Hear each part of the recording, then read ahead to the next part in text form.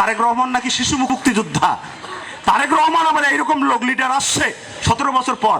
হায় রে বাংলাদেশের ভাই, অবস্থা খারাপ। দেখেন এর মতো একটা লম্পট বাটপার, হাওয়া ভাবন করা, 10 ট্রাক অস্ত্র মামলার ঘটনা ঘটানো একটা লোক, যার কারণে এই যে ভারত যেভাবে আওয়ামী লীগের পক্ষে দাঁড়াইলো, আপনার কি মনে হয় এখানে কি বিএনপির দায় নাই, তারেক রহমানের দায় নাই?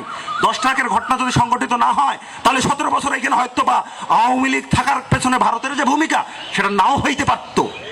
এই ঘটনা সংগঠিত করে 17 বছর পর গায়ে হাওয়া লাগায় কাকে নিয়ে আসছে জানি? এক আছে জেবু আর এক আছে জাইমাকে নিয়ে আসে।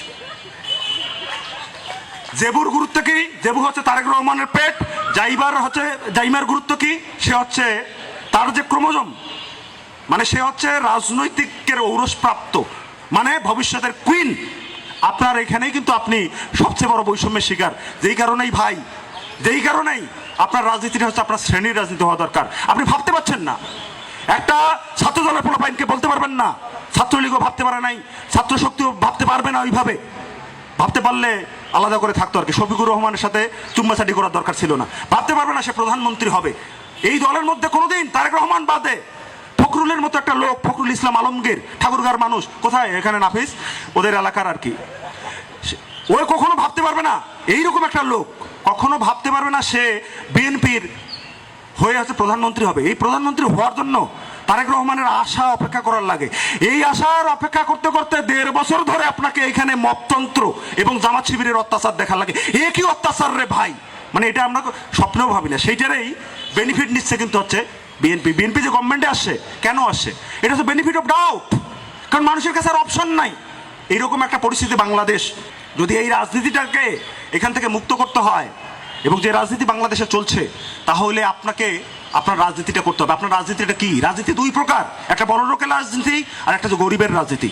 আপনি কৃষকের সন্তান, আপনি শ্রমিকের সন্তান, আপনি মধ্যবিত্তের সন্তান, আপনার রাজনীতি হচ্ছে শ্রমজীবী মেহনতি মানুষের সাথে একাত্ম হওয়ার রাজনীতি। আপনার রাজনীতি হচ্ছে এখানে সমস্ত ধরনের যে বুর্জতন্ত্র তার বিরোধিতা করার রাজনীতি।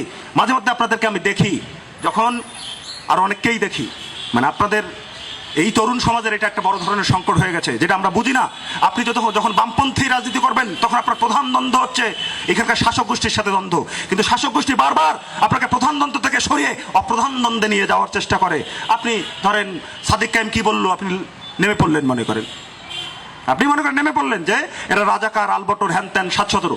এই যে রাজাকারের আস্ফালন আপনি দেখছেন গত 1.5 বছর ধরে, এবং রাজাকারদেরকে সংসদে আপনি দেখছেন এবং ছাত্র সংসদে দেখছেন, এটা যদি বন্ধ করতে হয় তাহলে একই সাথে আওয়ামী লীগ এবং বিএনপি এবং জামাতকে পরাজিত করতে হবে। বারবার যদি দেখেন, আপনি 69-এর গণঅভ্যুত্থান করছেন, আপনি একা কিন্তু এই শক্তিগুলোকে পরাজিত করতে পারেন নাই। আপনি 71-এর জনযুদ্ধ এখানে সংগঠিত করছেন, আপনি একা এখানকার জনগণকে কিন্তু নেতৃত্ব দিতে পারেন নাই। আপনি 90-এর যে স্বৈরাচার বিরোধী আন্দোলন করছেন, এরশাদের পতন ঘটাইছেন, সেটাও কিন্তু একা আপনি পারেন নাই।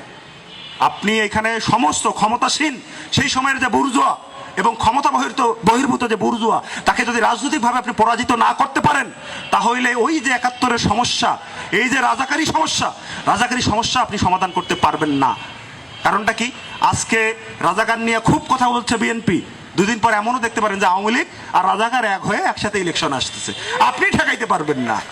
আপনি ঠেকাইতে গেলে এই যে পরগাছা, এই যে রাজনৈতিকভাবে পরাজিত যে শক্তিটা আজকে আবার আবির্ভূত হচ্ছে, তাকে যারা অতীত ইতিহাসে আছে, যাদের রাজনৈতিক আশ্রয় এবং প্রশ্রয় দিয়েছে, তাদেরকে পরাজিত করতে হবে। এখন এসে পার্লামেন্টে আপনি দেখবেন বিতর্ক হচ্ছে জুলাই সনদ অমুক তমুক বাস্তবায়ন নিয়ে। একটা মজার কথা বলি, এরা কেউই হচ্ছে, যদি সত্যিই মনে করেন এই সনদ জনগণের পক্ষের এক ফোঁটাও হয়, এটা বাস্তবায়নের পক্ষে আপনার জামাতিরাও নাই, বিএনপিও নাই। মানে জামাতি হচ্ছে যদি 100% হচ্ছে মুসলমান হয় আর কি, মানে এই মুসলমান হচ্ছে কিন্তু বাঙালি মুসলমান না, এই মুসলমান হচ্ছে ওই যে সৌদি আরবের মুসলমান, এই যে ওহাবিজম, এই যে সালাফিজম, তাহলে বিএনপি হচ্ছে তার হচ্ছে 80%। আলাদা আশা করে কোনো লাভ নাই। যে কারণে এই যে সুফি ঘটনার যে দেশজ ভাবে যারা এখানে সুফি দরবেশ এবং ইসলামের পক্ষে যেসব লোক আছে, যারা ইসলামটাকে এখানে কায়েম করেছে, সেই মানুষের পক্ষে কিন্তু বিএনপির লোকজন নাই। তার থাকা কিন্তু তাদের কাজ না। ইন্টারিম আমলে আপনারা জানছেন যে ওই যে আপনাদের কাদিয়ানি সম্প্রদায়ের মানুষকে যাতে অমুসলিম ঘোষণা করা হয়, বিএনপির লোক সেখানে দাঁড়িয়ে কথা বলেছিল। সুতরাং এর কাছে যদি অসাম্প্রদায়িকতা শিখতে যান, আবার এর কাছে যদি 71-এর চেতনাও শিখতে যান, তাহলে কিন্তু আওয়ামী লীগ 71-এর চেতনা বলে যে বাংলাদেশটা তৈরি করছে, ঠিক একই রকম ঘটনা সংগঠিত করবে হচ্ছে বিএনপি। তার মধ্যে তো সংসদে আপনারা শুনছেন